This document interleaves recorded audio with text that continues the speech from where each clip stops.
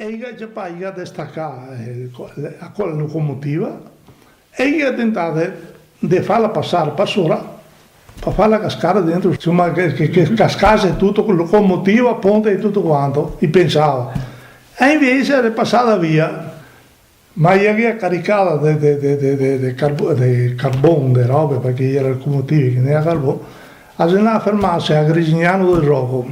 Sì o no? Sì, perché il capo stazione con l'ha vista passare, ha telefonato a Capo San Piero perché era quella che veniva da Treviso? Da Treviso. È passata per Campo San Piero e ha aperto i binari apposta perché apposta a correre via e insomma è andata a fermarsi Grisignano del Rocco che ha perso il coso e lei era incanata dentro suo coso. Hanno adesso saltato dentro. Dopo cosa che hai fatto? Visto che non stai buoni a usare, un'altra notte che ha fatto un'altra carica, ecco che ha buttato giù il ponte e ritedeschi dopo che ha toccato a per passare ancora, rifare il ponte, e ha messo dopo treoni grandi, perché c'era stagliato finché dopo gli ha portato via la linea, io so quello che mi ricordo.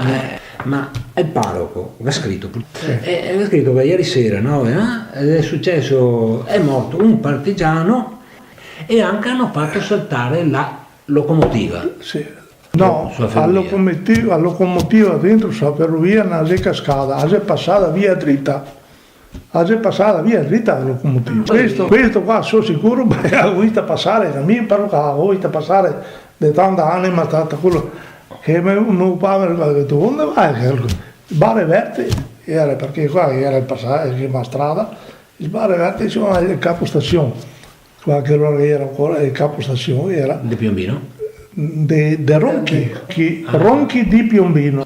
E allora quando è passato per qua che l'ha vista e ha telefonato subito Campo San Piero e i caseanti che chiude perché c'è la locomotiva che corre in passita a Campo San Piero che ha aperto i binari e è andata a Trio su destino ne ha via la Parpado è andata a fermarsi a Grisignano del Rocco là era ormai che ha finito il carbone e lei era incantonata dentro su un binario morto.